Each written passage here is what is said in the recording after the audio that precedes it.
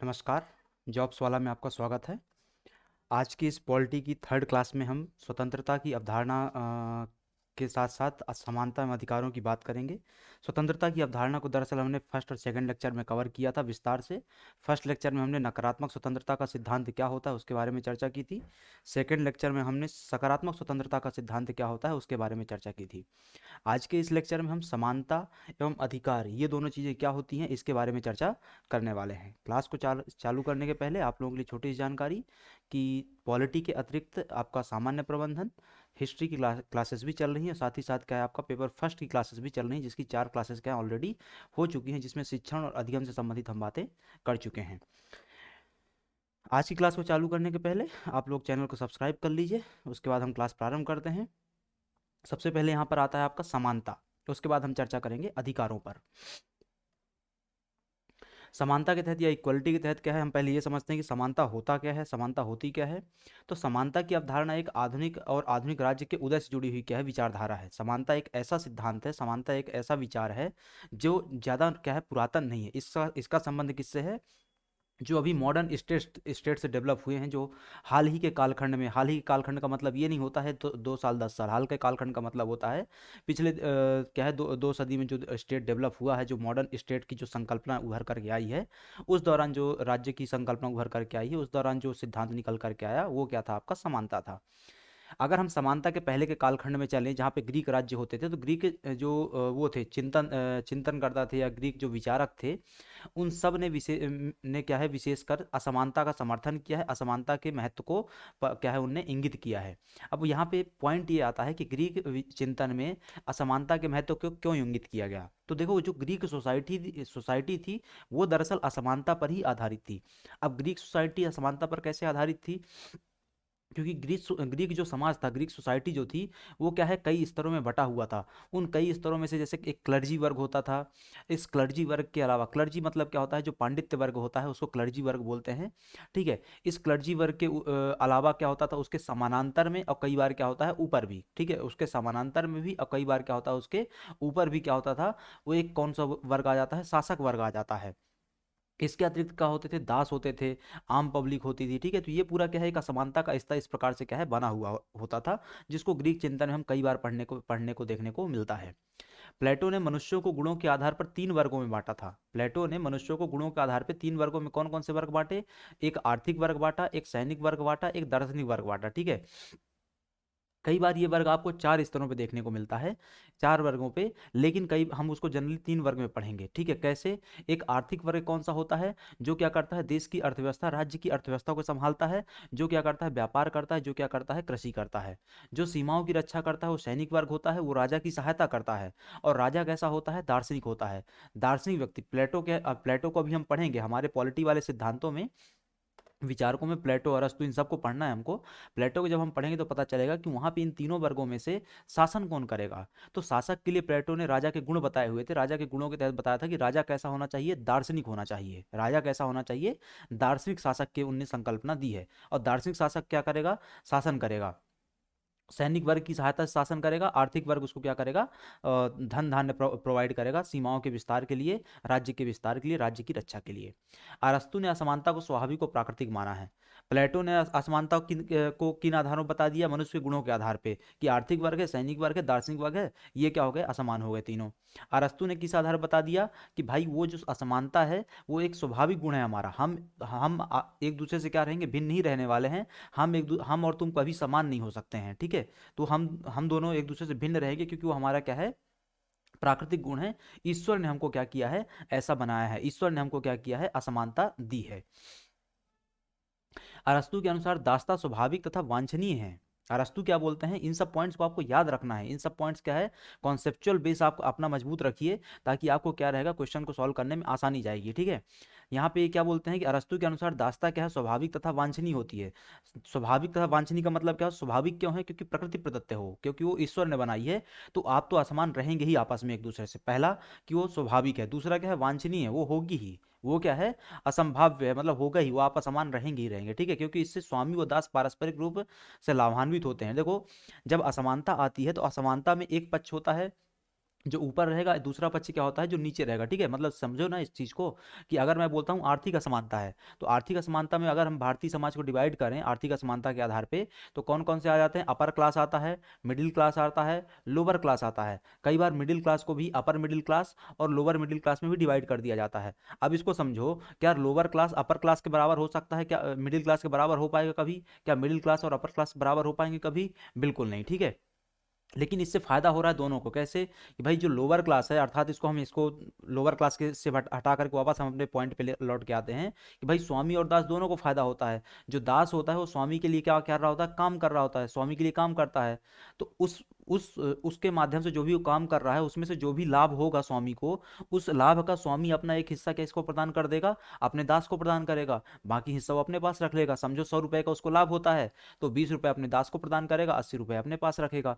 तो दास और स्वामी दोनों को लाभ हो रहा है असमानता के सिद्धांत के, इस सिद्धांत के तहत अरस्तु के अनुसार। 16वीं शताब्दी के में पुनर्जागरण के विचारों तथा बौद्धिकता के प्रसार से समानता को क्या मिला? बल मिला था। लॉस्की के अनुसार राजनीति विज्ञान के माध्यम अध्ययन में समानता से कठिन कोई अवधारणा नहीं है।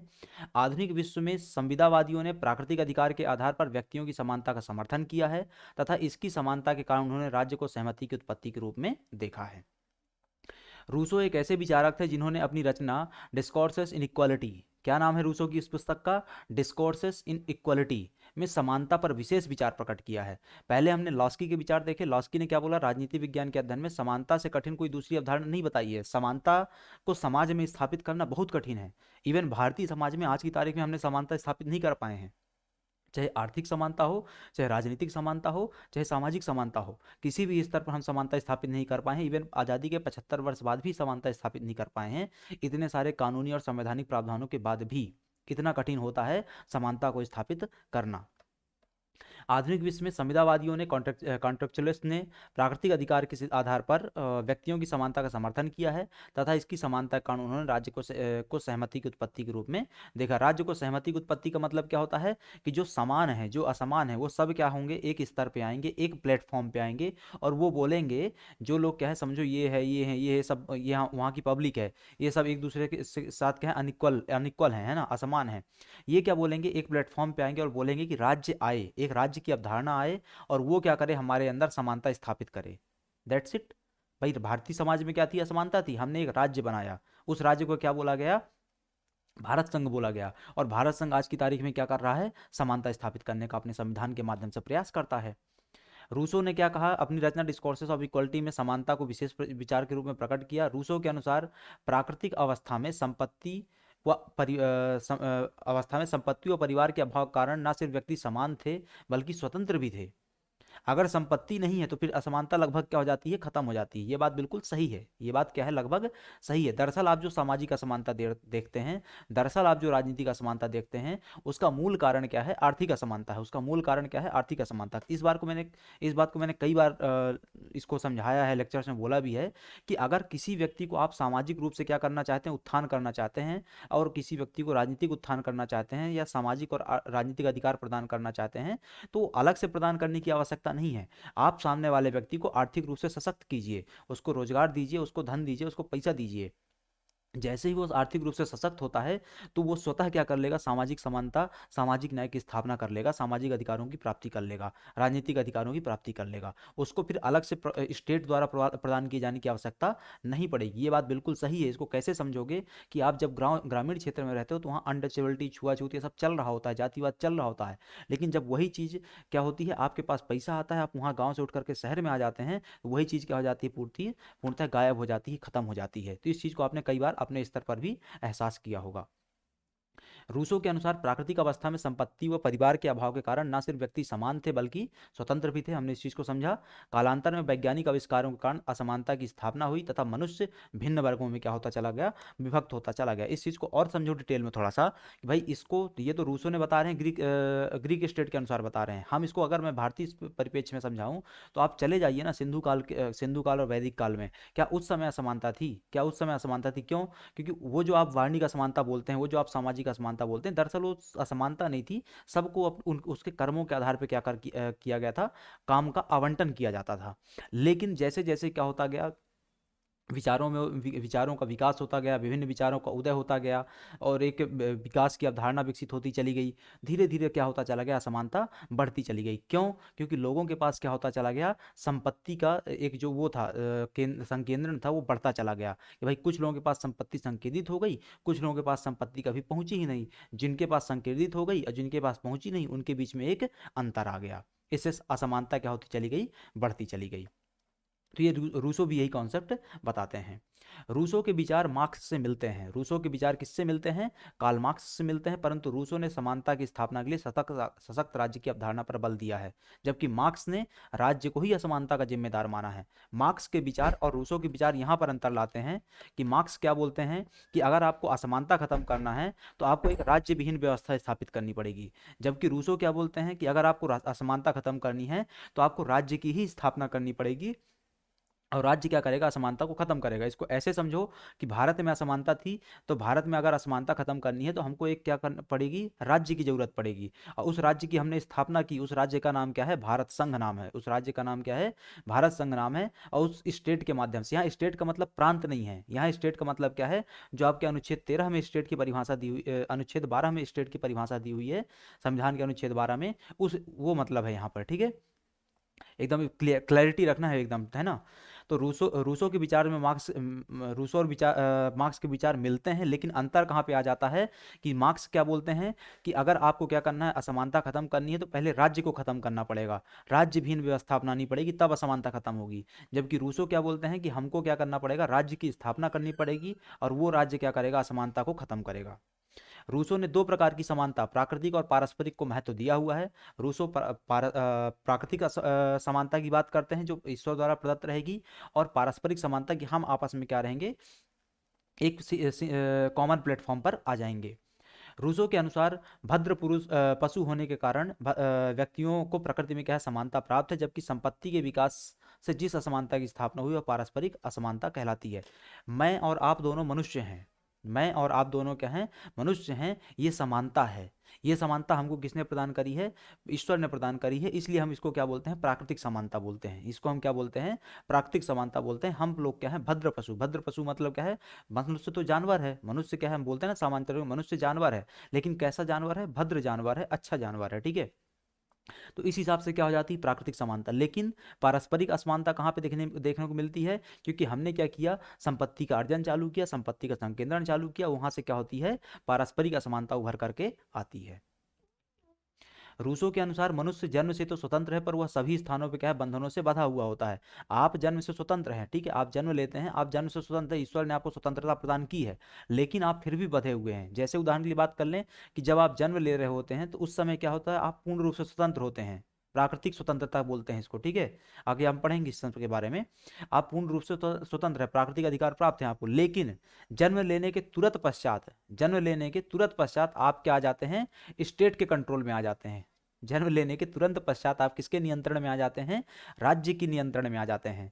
राज्य आपको क्या करने लग जाता है, संचालित करने लग जाता है वहां से। तो भैया फिर क्या है, आप पैदा हुए हैं तो आपको रजिस्ट्रेशन करवाना पड़ेगा, आपको जन्म प्रमाण पत्र लेना पड़ेगा। यहाँ से क्या होने लग गए, बंधन आने लग गए, यहाँ से क्या होने लग गया, आप किसी के नियंत्रण में आने लग गए। ठीक है, और ये फिर मृत्यु प्रमाण पत्र लेने तक का है, कहानी चलती रहती है। रूसो ने बुद्धिवाद का विरोध किया है। उनके अनुसार चिंतन करने वाला मानव विकृत पशु है। रूसो ने क्या किया है, बुद्धिवाद का विरोध किया है। वो कहते हैं, रूसो के अनुसार क्या है, जो व्यक्ति, जो मानव चिंतन करता है वो विकृत पुरुष के समान माना जाएगा। रूसो ने व्यक्तियों की स्वतंत्रता सामूहिकता में ही देखी है, अर्थात बंधुत्व की भावना से ही असमानता को क्या किया जा सकता है, दूर किया जा सकता है। हम सब क्या है, भाई भाई हैं, इसलिए हम क्या है, असमानता को दूर करेंगे। अगर हम भाई भाई नहीं होंगे, अगर हम क्या है, आपस में मिल करके नहीं रहेंगे, तो भैया असमानता खत्म नहीं होने वाली। इन्हीं के विचारों के कारण रूसो को वादी कहा जाता है। रूसो सामूहिकता से ही समानता एवं स्वतंत्रता का संचालन सही मानते हैं। प्रकृतिवादी मतलब होने का मतलब क्या है कि वो प्राकृतिक न्याय, प्राकृतिक समानता, ईश्वर के सिद्धांत पे क्या करते हैं, विश्वास करते हैं। ठीक है, इसलिए उन्हें टॉलमन ने क्या कहा है, सर्वाधिकारवाद का जनक कहा है। अच्छे से याद रखना है, रूसो को सर्वाधिकारवाद का जनक किसने कहा है, टॉलमन ने कहा है। तो ये हमने रूसो के विचार पढ़े, किसके संबंध में, समानता के संबंध में। हमने एक बार इसको अच्छे से डिटेल से पढ़ लिया है। अगर आपको डाउट रहे तो एक बार इस वीडियो को वापस से रिपीट करके आप देख सकते हैं। अब हम चर्चा करते हैं समानता के प्रकारों पर। समानता के विविध प्रकार हैं, जिसमें औपचारिक समानता आती है, तात्विक समानता आती है। औपचारिक समानता क्या होती है? विधिक समानता, कानूनी समानता और राजनीतिक समानता। जबकि तात्विक समानता क्या है? तो सामाजिक समानता और आर्थिक समानता। इन सबको अब क्या करेंगे, हम समझेंगे। सबसे पहले आती है आपकी विधिक समानता या कानूनी समानता। Just a minute.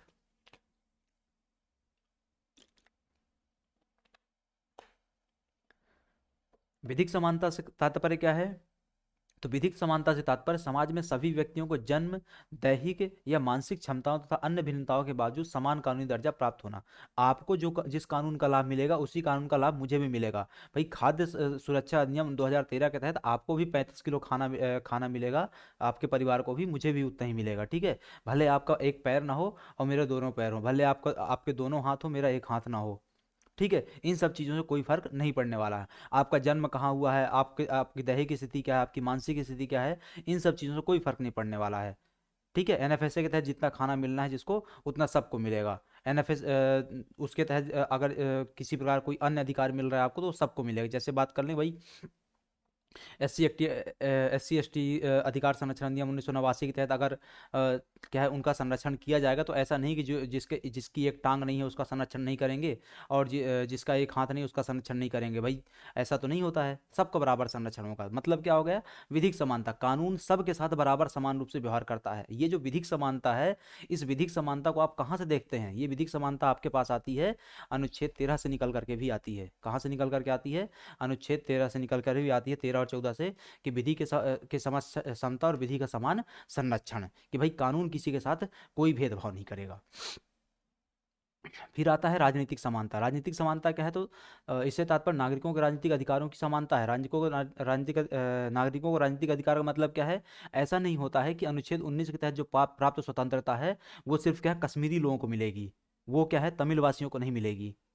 ऐसा होता है क्या? बिल्कुल नहीं। धार्मिक स्वतंत्रता है तो वो भैया सिर्फ बिहारियों को मिलेगी, जो बंगाली हैं उनको नहीं मिलेगी। सबको समान रूप से मिलती है, राजनीतिक समानता। सामाजिक समानता क्या है? उदारवादी विचारों के अंतर्गत समान अधिकारों की प्राप्ति, जबकि समाजवादी विचारों में अनैतिक एकरूपता देखने को मिलती है। तो ये सामाजिक समानता हो गई। आर्थिक समानता क्या है?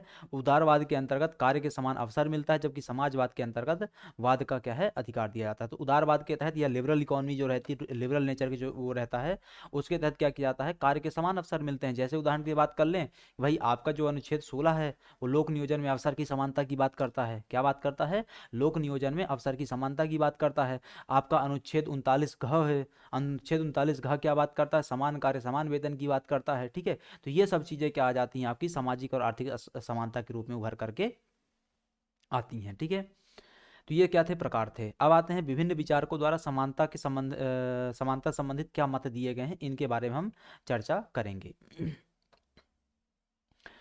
सबसे पहले रेमंड एरो और डेरेनडॉर्फ, मार्क्स वेबर के अतिरिक्त लिस्टेड जैसे विचारक मानते हैं कि पूंजी में आर्थिक समानता संभव है। जस्ट अभी हमने पीछे कहीं बात करी थी आपसे, है ना, यहीं पे हमने पीछे कहीं बात करी थी, जिसके तहत मैंने ये आपको बोला कि अगर आप सामाजिक और राजनीतिक समानता स्थापित करना चाहते हैं तो आप सिर्फ एक काम कीजिए, आर्थिक समानता स्थापित कर दीजिए, सामाजिक और राजनीतिक स्वतः स्थापित हो जाएगी। वही बात कौन बोल रहा है? रेमंड एरो बोल रहा है। वही बात डेरेनडॉर्फ बोल रहे हैं। वही बात लिस्टेड बोल रहे हैं। क्या बोलते हैं कि पूंजी में क्या है, आर्थिक समानता संभव होती है। पूंजी दीजिए, आर्थिक समानता आएगी। आर्थिक समानता आएगी तो क्या आ जाएगा, सामाजिक और राजनीतिक समानता स्वतः आ जाएगी। लॉर्ड एक्टन, क्रसक बिल, लेजहॉर्ड जैसे उदारवादी विचारक तथा पैरॉट, मॉस्का, मिचल्स जैसे अभिजनवादियों के अनुसार समानता और स्वतंत्रता पारस्परिक रूप से क्या होते हैं, विरोधी होते हैं। स्वतंत्रता आएगी तो समानता जाएगी, समानता आएगी तो स्वतंत्रता जाएगी, बात ऐसी है ना। ह्यूम, रूसो, टॉनी, बार्कर तथा मास्की जैसे सिद्धांतकारों के अनुसार स्वतंत्रता और समानता एक दूसरे के क्या होते हैं, पूरक होते हैं। स्वतंत्रता और समानता एक दूसरे के पूरक हैं। तो हमने पहली लाइन में क्या पढ़ा कि भाई कुछ लोग हैं जो क्या बोलते हैं, स्वतंत्रता और समानता एक दूसरे के प्रतिकूल हैं। और फिर दूसरी लाइन में हमने पढ़ा कि कुछ लोग हैं जैसे ह्यूम, रूसो, टॉनी, बार्कर, मास्की, ये सब क्या बोलते हैं कि स्वतंत्रता और समानता एक दूसरे के अनुकूल हैं, पूरक हैं। तो ये आपको याद रखना है कि कौन विरोधी बोलता है, कौन पूरक बोलता है, बस। समानता का सबसे व्यवस्थित विश्लेषण RS टॉनी ने अपनी कृति इक्वालिटी में किया हुआ है। कहाँ पे किया है? उनकी पुस्तक है इक्वालिटी, वहाँ पे उस चीज़ को उन्होंने क्या है, समझाया हुआ है। टॉनी क्या बोलते हैं इसके बारे में, उसको अब हम समझते हैं। आर.एस. टॉनी कांट के विचारों से प्रभावित थे। उनका यह विश्वास था कि असमानता इसलिए नहीं होती कि धनी निर्धनों का शोषण करते हैं, बल्कि वह इसलिए होती है क्योंकि निर्धन धनी व्यक्तियों की को सम्मान की दृष्टि से देखते हैं। अब इसमें आओ, इस पॉइंट में थोड़ा सा कि भाई असमानता का मूल कारण कांट के अनुसार और टॉनी के अनुसार क्या है। तो कांट के अनुसार, टॉनी के अनुसार असमानता इसलिए है कि जो निर्धन व्यक्ति रहता है, जो जिसके पास जो क्या है, एक जो वो है इनइक्वालिटी का जो एक वो बना हुआ है, हायरार्की बनी हुई है, उसमें जो सबसे निचले स्तर पर निर्धन व्यक्ति बैठा हुआ है, वो क्या है, धनी व्यक्ति को एक सम्मान की नज़र से देखता है, उसके पास वो पहुंचना चाहता है, उस स्तर तक वो पहुंचना चाहता है। तो उसको लगता है कि हम क्या है, अनइक्वल है। ठीक है। तो जैसे क्या है, किसी ज़माने में कहा गया था वित्त मंत्री जी द्वारा, क्या है, गरीबी क्या है, एक मानसिक अवस्था होती है।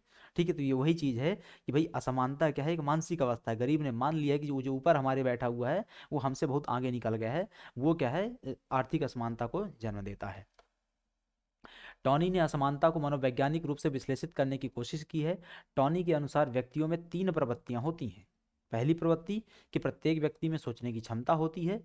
दूसरा कि व्यक्ति को अपने कार्य में व्यस्त होने की प्रवृत्ति होती है। एवं प्रत्येक व्यक्ति में विशिष्टता स्थापित करने की भी प्रवृत्ति होती है। तो व्यक्ति क्या हो, चिंतनशील होता है, क्षमता होती है उसमें सोचने की,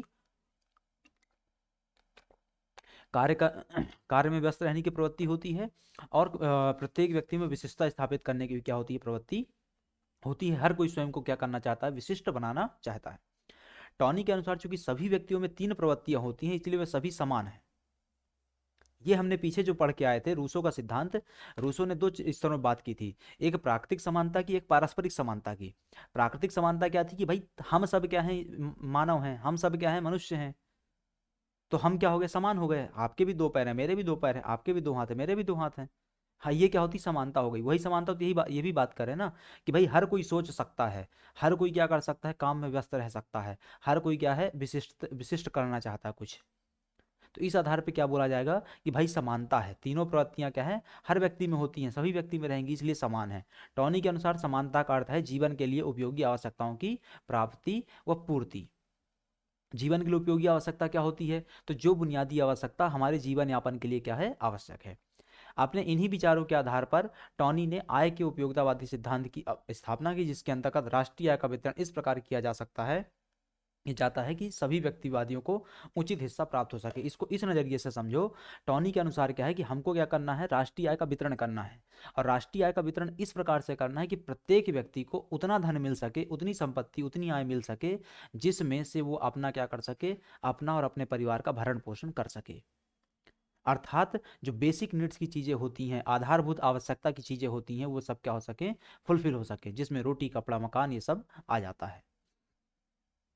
तो ये टॉनी के क्या थे, विचार थे। तो पहला समानता हो गई किसी स्तर पर कि भाई सभी लोग सोच सकते हैं, सभी क्या कर सकते हैं, व्यस्त रह सकते हैं, सभी क्या कर सकते हैं, विशिष्टता में पहुंचना चाहते हैं। ठीक है। वो तीन प्रकार के क्या थे, व्यक्ति होते थे। ठीक है, तीन प्रकार की प्रवृत्ति के व्यक्ति थे, उसके आधार पर वो समान होते हैं। असमानता के आधार पे कि उपयोगितावादिता के आधार के सिद्धांत पे, तो भाई आपको क्या करना है, राष्ट्रीय आय का वितरण समान रूप से करना है, ताकि सबको क्या है, फुलफिल हो सके। अब आते हैं स्वतंत्रता और समानता में संबंध क्या है भाई। तो स्वतंत्रता तथा समानता के विषय में विभिन्न विचारकों के विभिन्न मत हैं। जैसे एक विचार हमने पीछे क्या पढ़ लिया कि भाई स्वतंत्रता और समानता, जैसे क्या यहाँ पे क्या बताया गया, लॉर्ड एक्टन, क्रसक, बिल, बेजहार्ट जैसे उदारवादियों द्वारा क्या बताया गया कि भाई स्वतंत्रता और समानता एक दूसरे के क्या है, पारस्परिक विरोधी होते हैं। जबकि रूसो, टॉनी, बर्कर, मास्की ने क्या बताया, स्वतंत्रता और समानता एक दूसरे के पूरक होते हैं। वही तो बात यहाँ पे लिखी हुई है कि विभिन्न विचारकों के विभिन्न मत हैं। वो पीछे की लाइन आपको याद रखनी है। एक्टन का मानना है कि समानता की उत्कृष्ट अभिलाषा के कारण स्वतंत्रता की आशा व्यर्थ हो जाती है। अर्थात ये विरोधी मानते हैं, स्वतंत्रता और समानता को लॉर्ड एक्टन क्या मानते हैं, विरोधी मानते हैं। यही तो लिखा हुआ था, लॉर्ड एक्टन यहाँ पे लिखा हुआ है, और यहाँ पे स्वतंत्रता और समानता परस्पर विरोधी है, ये लिखा हुआ है। ठीक है।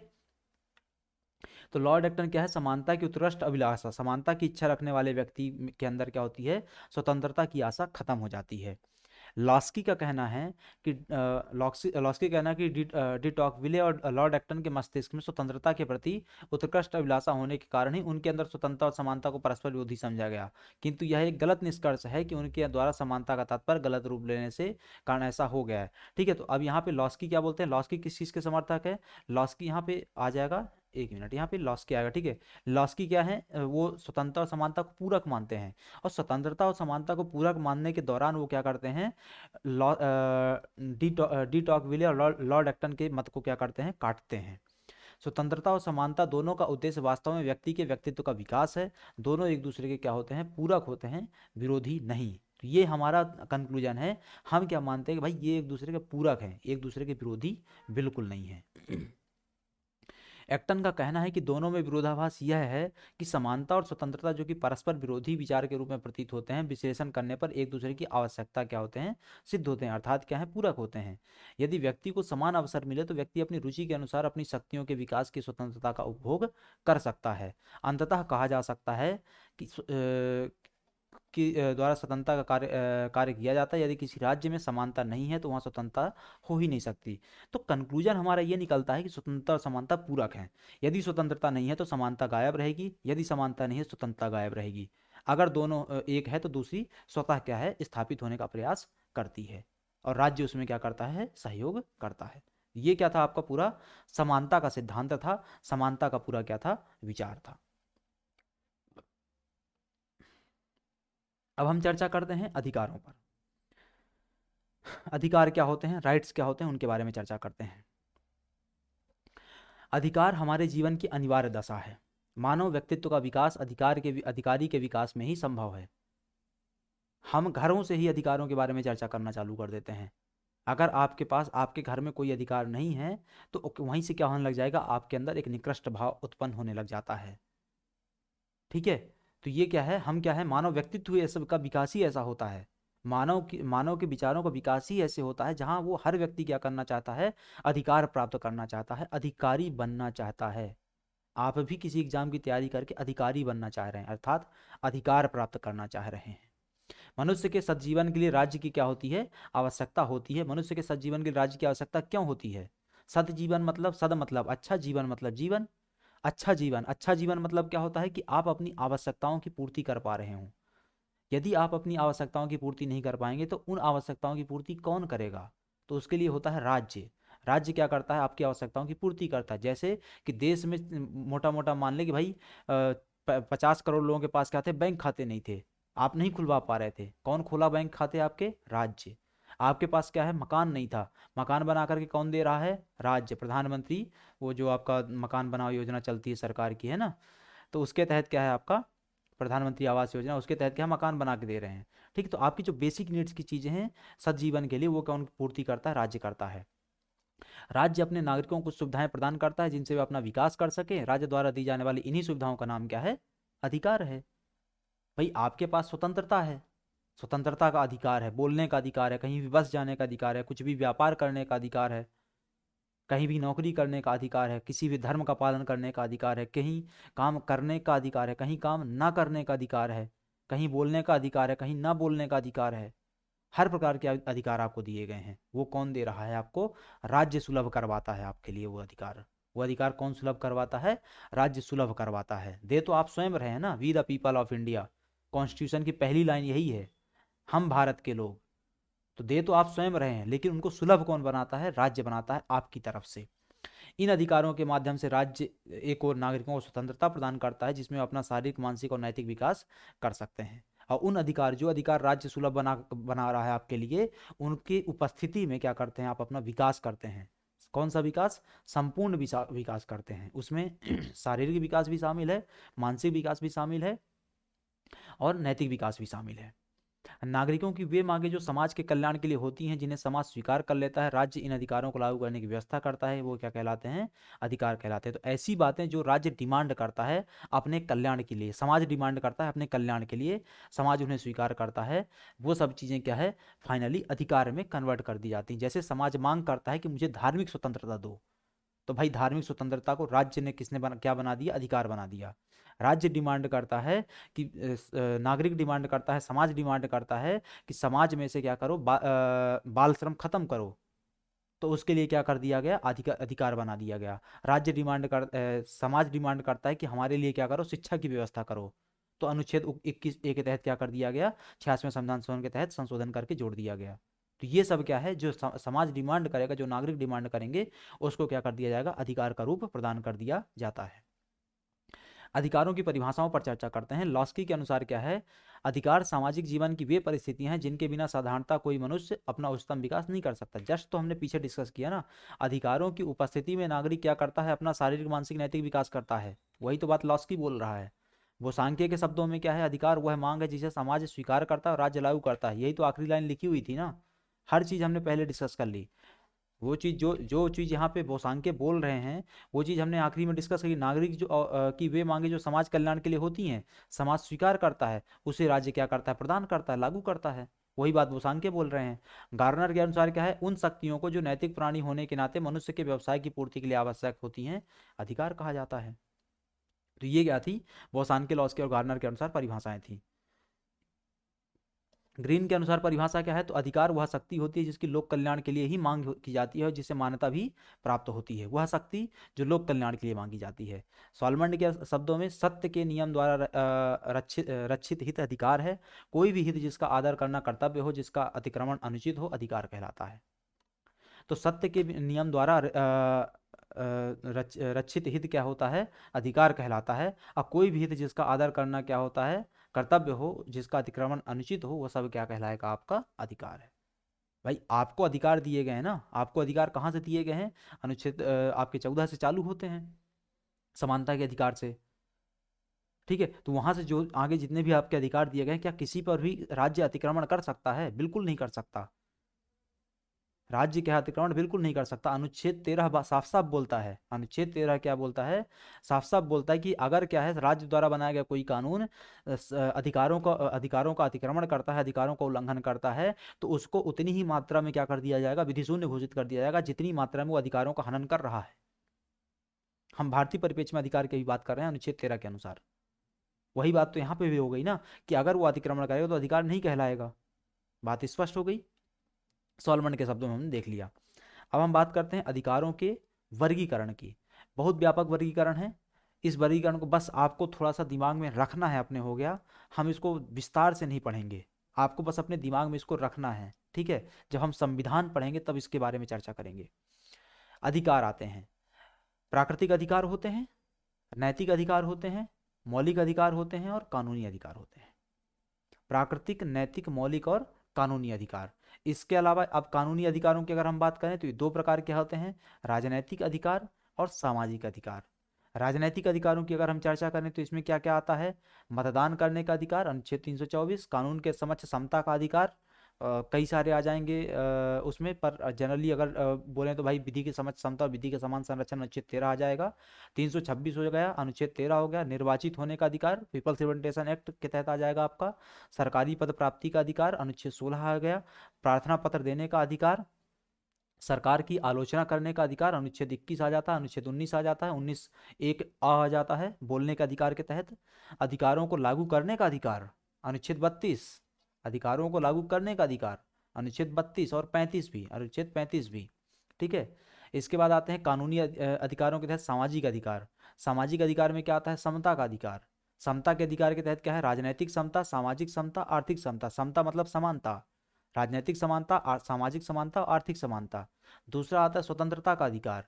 स्वतंत्रता के अधिकार अनुच्छेद 19 के तहत क्या आता है, व्यक्तिगत स्वतंत्रता का अधिकार, अभिव्यक्ति की स्वतंत्रता, धार्मिक स्वतंत्रता और समुदाय के निर्माण का अधिकार, ठीक है। इसके अलावा धार्मिक स्वतंत्रता का अधिकार। फिर आता है संपत्ति का अधिकार। संपत्ति का अधिकार 300 का, ठीक है, 300 का। रोजगार का अधिकार आपका आता है। शिक्षा का अधिकार 21 का। जीवन का अधिकार 21। परिवार का अधिकार, न्याय प्राप्ति का अधिकार अनुच्छेद 32। शोषण के विरुद्ध अधिकार अनुच्छेद आपका 23 और 24। व्यक्तिगत सम्मान की रक्षा का अधिकार, व्यक्तिगत सम्मान की रक्षा का अधिकार, प्रतिष्ठा की रक्षा, मनोरंजन का अधिकार और उचित मजदूरी पर कार्य करने का अधिकार। ये सब पूरा क्या था, एकदम हॉलिस्टिक में था आपका, या एक बड़े स्तर पर हमने इसको चर्चा किया अधिकारों के विभिन्न प्रकारों की, जिसमें हमने कानूनी अधिकारों को विस्तार से देखा। अब आते हैं अधिकार के आवश्यक तत्व क्या होते हैं, अधिकार के आवश्यक लक्षण क्या होते हैं। तो अधिकार के आवश्यक तत्वों का वर्णन निम्नलिखित रूप में किया जा सकता है। अधिकार व्यक्ति या व्यक्ति समूह की मांग है। अधिकार का आधार सामाजिक मान्यता होती है। अधिकार के लिए समानता क्या होती है, अति आवश्यक होती है। अधिकार नैतिकता तथा सामाजिक सदाचार पर निर्भर करते हैं। अधिकार सामाजिक हित के लिए क्या है, बनाए जाते हैं। अधिकारों को मान्यता राज्य से प्राप्त होती है। पहले क्या हुआ, अधिकार व्यक्ति या व्यक्ति के समूह की मांग होते हैं, पीछे तो हमने डिस्कस किया था ना। नागरिकों की जो मांगे समाज कल्याण के लिए होती हैं। समाज क्या है, व्यक्ति का समूह है। समाज क्या है, व्यक्ति का समूह है। वो जो मांग रख रहा है उस मांग को अधिकार, उस मांग को क्या कर दिया जाता है, अधिकार बना दिया जाता है। वही बात यहाँ पे भी कही जा रही है, व्यक्ति के समूह की मांग होते हैं। अधिकार का आधार सामाजिक मान्यता होती है, वही तो हमने पीछे डिस्कस किया ना। समाज स्वीकार करता है उसको, समाज कल्याण के लिए होती हैं। अर्थात क्या हो गया, वो सामाजिक मान्यता पर वो बेस्ड होती हैं। अधिकार के लिए समानता क्या है, आवश्यक होती है। अधिकार नैतिकता तथा सामाजिक सदाचार पर निर्भर रहते हैं। अधिकार सामाजिक हित के लिए क्या है, बनाए जाते हैं। अधिकारों को मान्यता राज्य से प्राप्त होती है, जन्म से नहीं। अधिकार कहाँ है, राज्य से मिलते हैं, जन्म से नहीं मिलते हैं। यही तो हमने पीछे कहीं बात करी थी कि आप जब पैदा होते हैं तो आपको बोलते हैं भाई आप क्या है, प्राकृतिक अधिकार प्राप्त था, भाई आप पैदा हो गए। लेकिन पैदा होने के तुरंत बाद आप क्या आ जाते हैं, किसके नियंत्रण में, राज्य के नियंत्रण में आ जाते हैं। तो ये पीछे जो हमने चर्चा करी थी पीछे कहीं पर, ठीक है, कि व्यक्ति क्या होता है, प्राकृतिक स्वतंत्रता उसको होती है, या एक तरीके से अधिकार प्राप्त होते हैं, लेकिन जैसे ही वो क्या होता है, जन्म लेता है, वो किसके नियंत्रण में आ जाता है, राज्य के नियंत्रण में आ जाता है। इसके बारे में पीछे कहीं हमने चर्चा की थी, स्लाइड एग्जैक्टली पता नहीं कौन सी थी, ठीक है। तो अधिकारों को राज्य द्वारा मान्यता राज्य से प्राप्त होती है, जन्म से प्राप्त नहीं होती है। भाई आपको क्या है, स्वतंत्रता का अधिकार है, ये कौन देता है, राज्य प्रदान करता है संविधान के माध्यम से। न्यायपालिका उसका संरक्षण करती है। अधिकार सीमित तथा मर्यादित होते हैं। अधिकार और कर्तव्य परस्पर आश्रित होते हैं। सीमित और मर्यादित ये शब्द बहुत ज़्यादा महत्वपूर्ण है। हम हमारे देश में भी इस चीज़ को भूल चुके हैं। हर कोई व्यक्ति अपने अधिकारों की बात करता है, लेकिन कोई कर्तव्य की बात नहीं करता है, पहला। दूसरा, हर कोई अपने अधिकार की बात करता है, लेकिन उन्हीं अधिकारों पर जो प्रतिबंध लगाए जाते हैं उनकी उनकी चर्चा कोई करना नहीं चाहता है। जैसे अनुच्छेद 19(1) क क्या बात करता है, बोलने की स्वतंत्रता की बात करता है, अभिव्यक्ति की स्वतंत्रता की बात करता है। लेकिन 19(2) 19 सब क्लॉज 2 क्या बात करता है, 19(1) का किन किन परिस्थितियों में क्या किया जा सकता है, प्रतिबंधित किया जा सकता है, उस पर युक्त प्रतिबंध लगाया जा सकता है। उसकी उसकी बात कहाँ लिखी हुई है, 19(2) में लिखी गई है। पर 19(2) कोई नहीं पढ़ेगा, 19(2) कोई नहीं पढ़ता है, ठीक है। जैसे क्या है भाई, लॉ एंड ऑर्डर की स्थिति में 19(2) के तहत क्या कर सकते हैं हम, 19(1) का क्या, जो आपका अभिव्यक्ति की स्वतंत्रता, उसको हम क्या कर सकते हैं, प्रतिबंधित कर सकते हैं। पर 19(2) कोई पढ़ना नहीं चाहता, ठीक है। इसलिए क्या है, राज्य जो अधिकार होते हैं वो सीमित होते हैं, मर्यादित होते हैं। ये कभी भी एब्सोल्यूट नहीं होते हैं। एब्सोल्यूट मतलब क्या होना, कि ये असीमित हो जाएं, ऐसा नहीं होता है कभी भी। अधिकार और कर्तव्य परस्पर क्या होते हैं, आश्रित होते हैं। आप अपने अधिकार कर्तव्यों का पालन कीजिए, राज्य आपके अधिकार क्या है, गारंटी देगा। लेकिन जैसे ही आप अपने कर्तव्य से भटकेंगे, वैसे ही क्या हो जाएगा, राज्य क्या करने लग जाएगा, वहां पे हस्तक्षेप करने लग जाएगा, युक्त प्रतिबंध लगाने लग जाएगा। अधिकार क्या होते हैं, विकासशील होते हैं, वो कभी पीछे नहीं लौटते हैं। अधिकारों का क्या होता जाता है, बढ़ोतरी होती जाती है। तो ये क्या थे, अधिकारों के कुछ लक्षण थे, उनके तत्व थे। अब आते हैं अधिकारों के सिद्धांत में। सबसे पहला सिद्धांत आता है प्राकृतिक सिद्धांत। भैया आपको अधिकार क्या है, ईश्वर प्रदत्त है, ईश्वर ने आपको अधिकार दिए हुए हैं। तो इस सिद्धांत के अनुसार अधिकार मनुष्य को राज्य से नहीं अपितु प्रकृति से प्राप्त होते हैं। मनुष्य को ये अधिकार जन्म से ही प्राकृतिक रूप से प्राप्त हो जाते हैं। प्राचीन रोमन दृष्टिकोण में भी इस सिद्धांत की अवधारणा दिखाई देती है। इसके अनुसार सिद्धांत प्राकृतिक रूप से सबको समान रूप से क्या है, मिले हुए होते हैं। तो पहला क्या आता है आपका, नैसर्गिक और प्राकृतिक सिद्धांत आता है। नैसर्गिक और प्राकृतिक सिद्धांत के तहत क्या है, कि आपको जो अधिकार हैं वो कौन प्रदान करता है, ईश्वर प्रदान करता है, प्रकृति प्रदान करती है, एक सर्वोच्च सत्ता है वो प्रदान करती है, इंडिविजुअल सत्ता जो है वो प्रदान करती है, ना कि राज्य प्रदान करता है। ये सिद्धांत, ये प्राचीन रोमन दृष्टिकोण भी इस सिद्धांत की क्या है, प्रधानता देखने को मिलती है। इसके अनुसार क्या होता है, प्राचीन रोमन दृष्टिकोण के अनुसार क्या होता है, कि सिद्धांत प्राकृतिक रूप से सबको समान रूप से क्या है, ये मिले हुए होते हैं।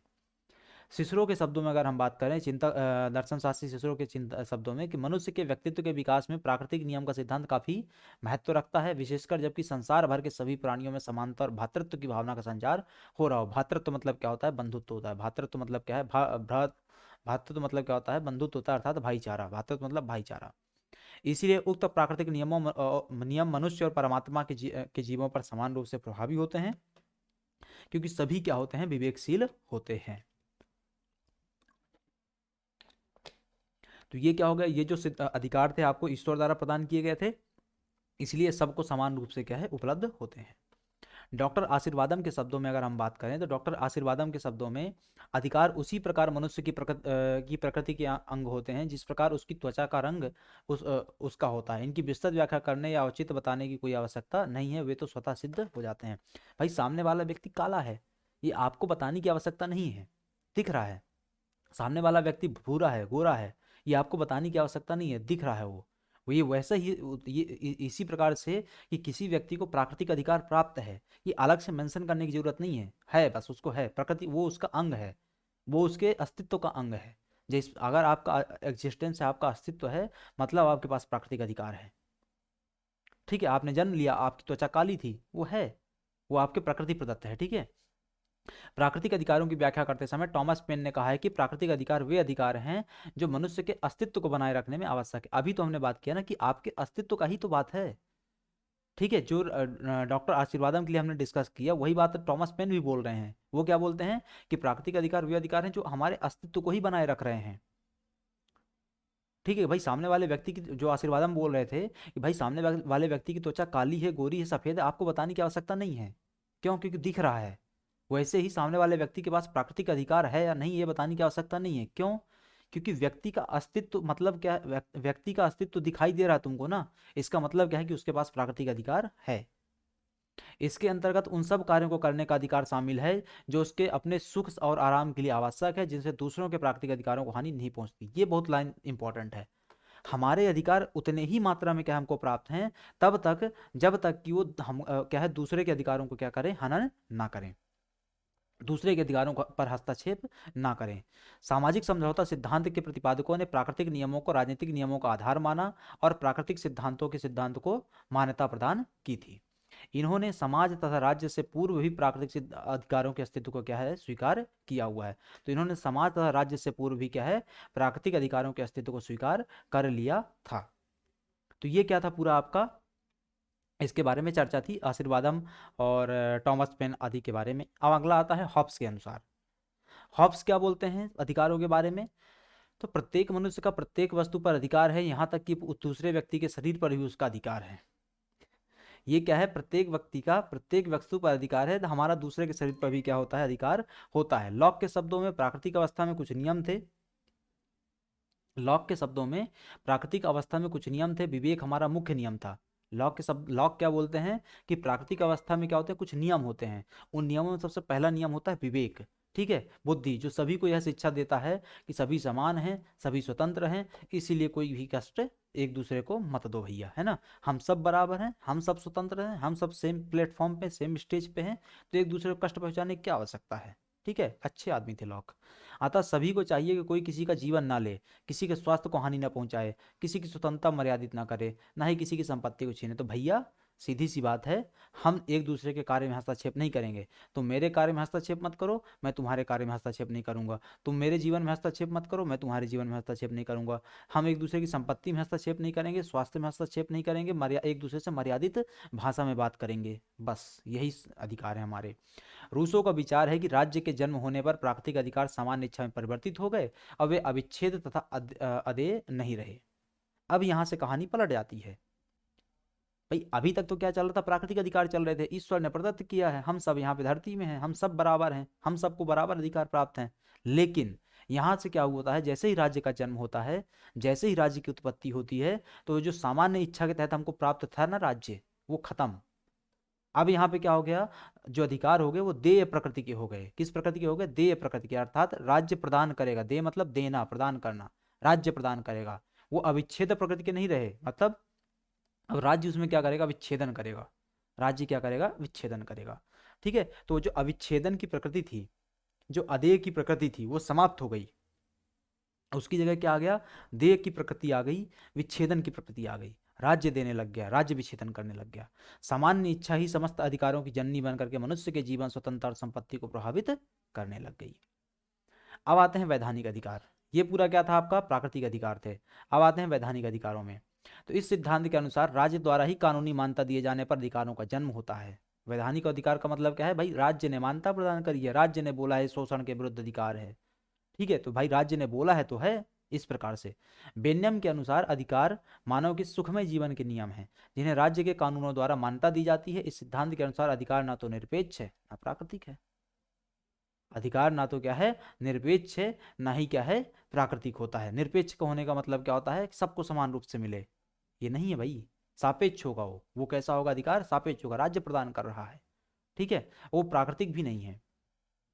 अधिकारों पर देश, समय, परिस्थितियों, कानून के पृष्ठभूमि नियंत्रण लगाया जा सकता है। भाई जो अधिकार आपको यहाँ इस देश में मिल रहा है, क्या वही अधिकार आपको अमेरिका में मिलेगा? बिल्कुल नहीं मिलेगा। जैसे उदाहरण के लिए बात करते हैं कि हम संविधान में पढ़ते हैं कि कौन कौन से ऐसे मौलिक अधिकार हैं जो सिर्फ भारत के नागरिकों को उपलब्ध होते हैं, विदेशी नागरिकों को उपलब्ध नहीं होते हैं। तो हमको पता चलता है कि अनुच्छेद 29, अनुच्छेद 30, अनुच्छेद 19, 29, 29, 30, ये क्या है, 19, 29, 30 ऐसे अधिक मौलिक अधिकार हैं जो सिर्फ भारत के नागरिकों को उपलब्ध हैं, विदेशी नागरिकों को उपलब्ध नहीं हो पाते हैं। विदेशी लोग जो यहाँ पे आएंगे भारत में, उनको उपलब्ध नहीं होते हैं। अर्थात क्या होता है, देश, समय और परिस्थिति के अनुसार क्या होते हैं, अधिकार पृष्ठभूमि बदलती रहती है। हॉलैंड, बेंथम, ऑस्टिन, हीगल, इन सब के द्वारा आदि विद्वान क्या है, वैधानिक अधिकार का सिद्धांत का समर्थन करते हैं। हीगल का कहना है कि एक नैतिक संस्था होने के नाते राज्य अधिकारों का क्या होता है, जन्मदाता भी होता है। राज्य क्या है, एक नैतिक संस्था है। राज्य कैसी है, एक नैतिक संस्था है। नैतिक संस्था क्यों है, क्योंकि वो नागरिकों को नैतिकता के राह पर चलाने का काम करती है।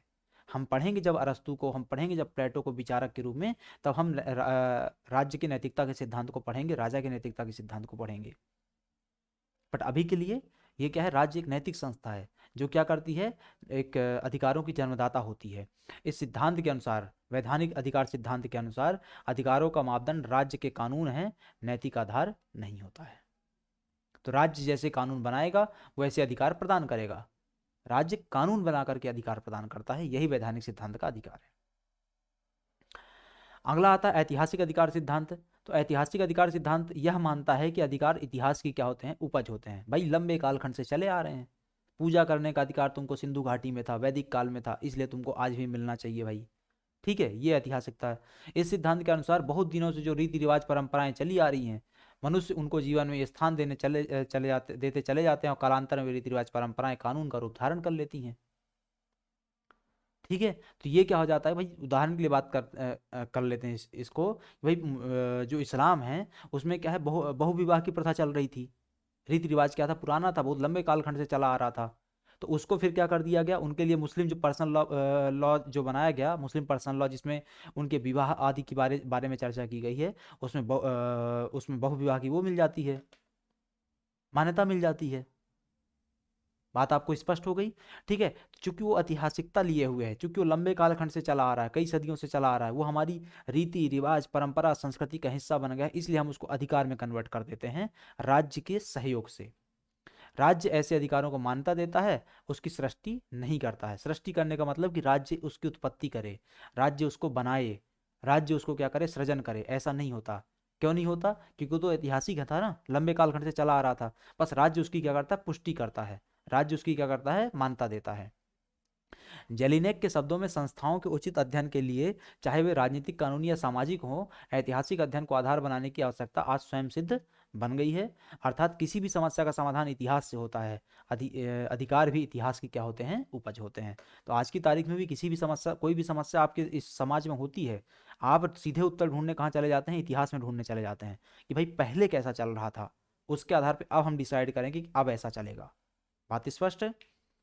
लोक कल्याण के अधिकार का सिद्धांत आता है। लोक कल्याण के अधिकार के सिद्धांत के तहत क्या है, इसे उपयोगितावादी सिद्धांत भी कहते हैं। इस सिद्धांत के अनुसार अधिकार सामाजिक कल्याण पर आधारित होने चाहिए।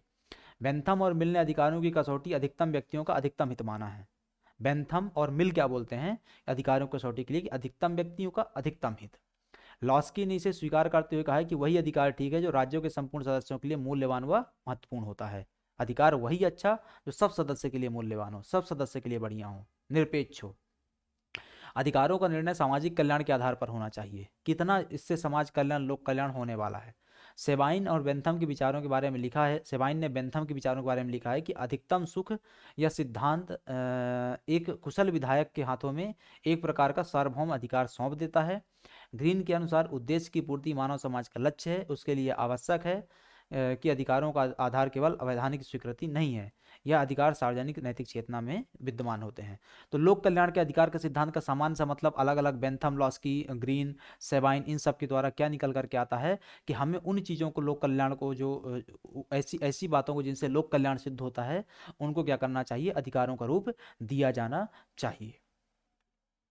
आदर्शवादिता के अधिकार सिद्धांत है। तो इस सिद्धांत को अधिकारों का सर्वाधिक संतोषजनक सिद्धांत कहा जाता है। इस सिद्धांत के अनुसार अधिकार वे बाह्य शर्तें हैं जो व्यक्ति में आंतरिक विकास के लिए क्या होती हैं, आवश्यक होती हैं। ग्रीन ने इसका समर्थन करते हुए कहा कि अधिकार वे शक्तियां हैं जो मनुष्य के नैतिक विकास के लिए क्या होती हैं, आवश्यक होती हैं। हीगल के शब्दों में अधिकार मनुष्य की बाह्य स्थितियों की वह आंतरिक पूर्णता है जो सर्वोच्च जीवन के विकास के लिए क्या है, आवश्यक होती है। प्रत्येक व्यक्ति का सर्वोच्च अधिकार उसके व्यक्तित्व का क्या करता है, विकास करना होता है। तो ये आदर्शवादी अधिकार सिद्धांत के रूप में निकल करके आता है। इस सिद्धांत के अनुसार, आदर्शवादी अधिकार सिद्धांत के अनुसार क्या है, अधिकारों का उद्देश्य आदर्श व्यक्तित्व का निर्माण करना है, इसे आदर्शवादी सिद्धांत कहा गया है। दूसरे चूंकि अधिकारों का संबंध व्यक्ति के नैतिक विकास से है, इसलिए इसे व्यक्तिवादी सिद्धांत भी कहा जाता है। तो ये क्या हो जाता है आपका, यहाँ पे व्यक्ति के आदर्श को रूप में क्या है, विकसित करने का प्रयास किया जाता है। आदर्शवादी सिद्धांत अधिकारों की विवेचना नैतिक आधार पर करता है। अधिकारों का संबंध मनुष्य की आत्मा और मस्तिष्क दोनों से होता है। क्यों? क्योंकि नैतिकता का निर्धारण कहाँ से होता है, आत्मा से होता है। नैतिकता का निर्धारण आत्मा से होता है, विवेक का निर्धारण मस्तिष्क से होता है। अपने व्यक्तित्व की पूर्णता में ही व्यक्ति अपने जीवन का आदर्श लक्ष्य प्राप्त कर सकता है। अधिकार समाज के द्वारा व्यक्ति को इसलिए दिए जाते हैं कि व्यक्ति अपने व्यक्तित्व का विकास करके समाज हित की पूर्ति कर सके, लोक कल्याण कर सके। सार्वजनिक हित और व्यक्तिगत हित एक ही हैं। समाज के हित में व्यक्ति का हित निहित होता है। तुम्हारा कल्याण होगा तो समाज, तुम्हारे परिवार का कल्याण होगा, परिवार का कल्याण होगा तो समाज का कल्याण होगा, समाज का कल्याण होगा तो राज्य का कल्याण होगा, राज्य का कल्याण होगा तो राष्ट्र का कल्याण होगा।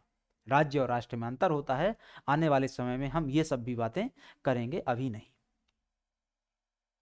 तो ये पूरा क्या था आपका, समानता और अधिकारों की अवधारणा थी। इसके पहले हमने स्वतंत्रता की अवधारणा को विस्तार से चर्चा की हुई है 2 लेक्चर्स में। तो आज की इस क्लास में यहीं तक रहेगा। आगे फोर्थ लेक्चर जब अब हम करेंगे, अगला लेक्चर, तो उसमें हम न्याय और अन्य नागरिकता जैसे जो अवधारणाएं हैं उन पर भी चर्चा करेंगे। तो अभी के लिए इस लेक्चर को यहीं पर समाप्त करेंगे। मिलेंगे आपसे अगली क्लास में। तब तक के लिए आप सभी का धन्यवाद।